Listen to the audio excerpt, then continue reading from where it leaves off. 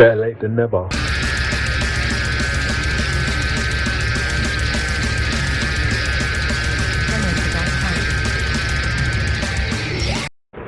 Hi guys, welcome to Heavy Metal HQ, and in today's video it will be the best album by 30 legendary metal bands.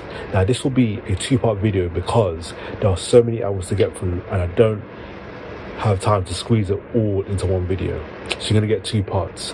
Now before I continue, the link was provided, the list itself was provided by Loudwire, and a link to the original list will be in the description down below, as I'll be doing my ranking of this list. Now, metal music to me is rebellion, expression, brutality, non-conformity, oneness, victory, and serenity.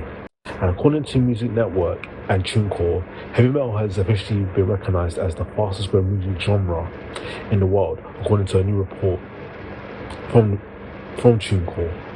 It's no secret that heavy metal is an incredibly popular music genre, and that's why I've been listening to it for nearly 20 years. One of the things I'm going to ask you to do is turn on notifications, because videos on this channel come thick and fast. And also subscribe so you get to see videos like this and you won't miss them.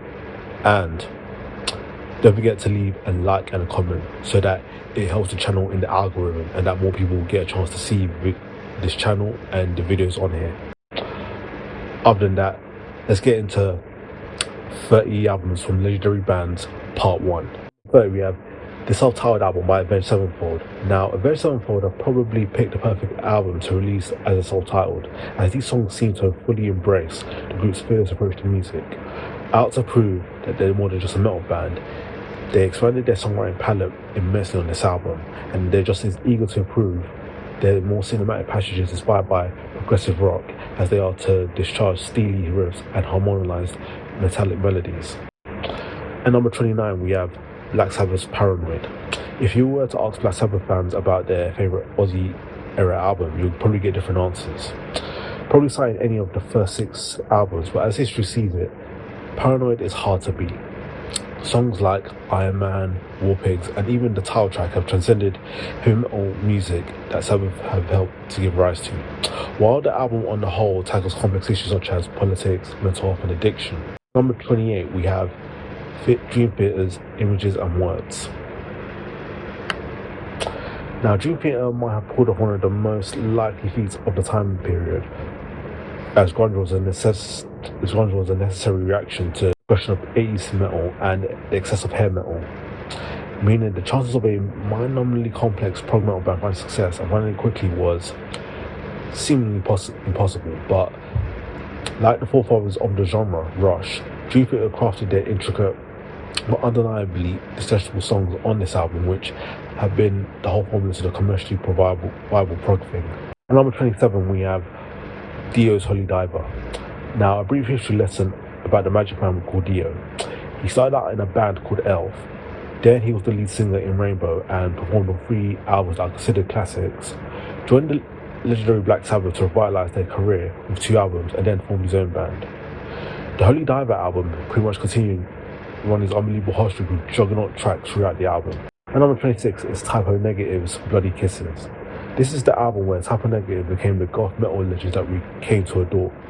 Bloody Kisses marked a huge change in their approach to music, going away from the more aggressive, flashy nature of their early material to a more gloomy, vampiric cross-pollination inspired by the Beatles and Black Sabbath. Typo Negative liked to layer their music with biting sarcasm, a trait that would become familiar with the group throughout the rest of their career. Number 25, we have Motorhead's Ace of Spades. This Motorhead album is a bit of a toss-up and has the competitive edge of the album that not only birthed the band's biggest hit, but one of the most iconic songs in the history of heavy music. For those who are familiar with Motorhead, know that they are far from a one-hit wonder, and this album is packed with all-timers, along with the amusing dynamism that prevents the trio from operating on the same track when you perceive them to do so. At number 24, we have Nightwish's Once. This was Nightwish's final album with ex-frontwoman Tarja Turunen, and is also the one that is extremely popular with fans, making it a high point in so many ways. Here, Turunen eases off her more operatic approach, which coincides with a change in musical direction that is less reliant on speedy metal passages and signals what was to come next. Throughout the tracks, Nightwish explore a dynamic range of dark beauty, symphonic bombast, and emotional minimalism. Number 23, we have Judas Priest's Screaming for Vengeance. This is definitely a popular album for Judas Priest fans alongside British Steel. Screaming for Vengeance is a dynamic record that more accurately depicts the range and depths of Judas Priest's sound. The album is full throttle heavy metal to anthemic rock, showcasing where the band came from and where they were going. A perfect display of Judas things in terms of what they do best. Number 22, we have Sabaton's Carolus Rex. With this album came the end of this era of the band, and it ended on a high note, as 4 of the 6 members who appeared on the record left the band the same year it came out, but quite a legacy remained, even as Sabaton got more and more successful. There's great pacing on this album, which is meant to mirror the highs and lows of unexpected turns in warfare. And number 21, we have Mastodon's Crack the Sky. When it comes to choosing what is the better album, it's a tough choice between Leviathan and this one for fans. Leviathan was a concept album about Herman Melville's Moby Dick, where Mastodon took their hardcore influenced style to its maximum. It showcased where the group came from, while Crack the Sky is a classic that truly showed what they were aiming for musically. The early riffs are still there, but there's refined, progressive aura surrounding this album, something Mastodon haven't really lost touch of. At number 20, we have Trivium's Shogun. Trivium's 2005 album, Ascendancy, is an all-time metalcore classic, and it's also their breakout album. But considering what they've become, Shogun is probably the most representative of what Trivium are. They were a band that embraced several styles of metal and engaged them in a dynamic, playful manner rather than in a cold, black and white fashion. Nonetheless, this album is epic. On the team, we have Iron Maiden's Number of the Beast. This is a total classic that needs no introduction for heavy metal fans. Number of the Beast is also Iron Maiden's first album with Bruce Dickinson and is a testament to the power and might of the burgeoning new wave of British heavy metal movement and its capabilities of becoming.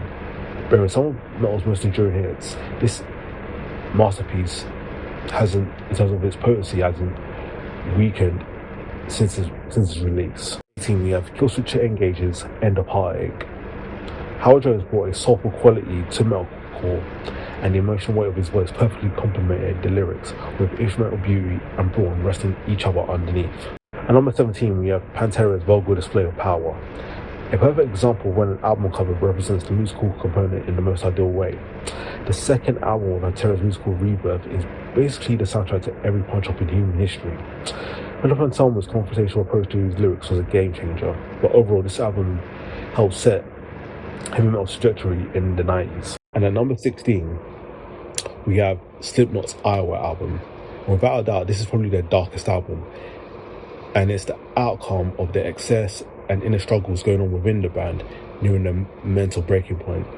If you agree with the notion that the pain yields the best art, then this album and its 66 minutes runtime is proof of that.